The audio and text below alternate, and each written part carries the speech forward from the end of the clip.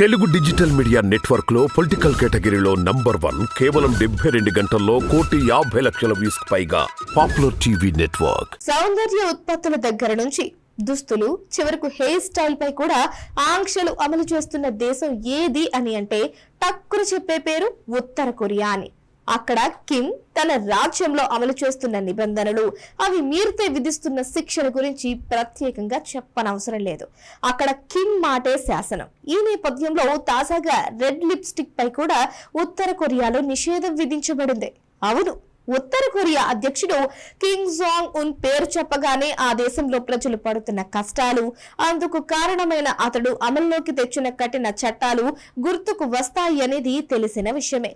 ఆ దేశంలోని ప్రతి మనిషి ఎలా బ్రతకాలి, ఏం చూడాలి, ఏం తినాలి, ఎలాంటి దుస్తులు ధరించాలి అన్ని కిమ్ ఇష్ట ప్రకారమే జరగాల్సిన పరిస్థితి. ఈ క్రమంలోనే తాజాగా మహిళలు రెడ్ లిప్స్టిక్ వాడొద్దనే మరొక నిబంధనను తీసుకొచ్చారు.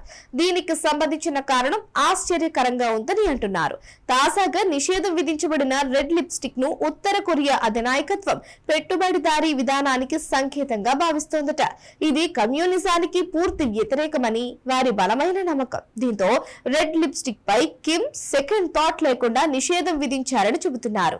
ప్రభుత్వం విధించిన ఈ ఆంక్షలను ఉల్లంఘించిన వారికి కఠిన శిక్షలు విధిస్తారు.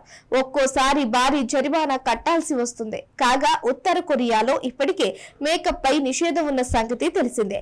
ఇదే సమయంలో జీన్స్ ధరించి రోడ్డుపై కనిపిస్తే అక్కడే ఆపి మరొకసారి వేసుకోవడానికి వీల్లేకుండా వాటిని కత్తిరిస్తారు. కిమ్ చెప్పినట్లుగా జుట్టు లేకపోయినా పరిస్థితి అంతే, స్పాట్ కటింగే.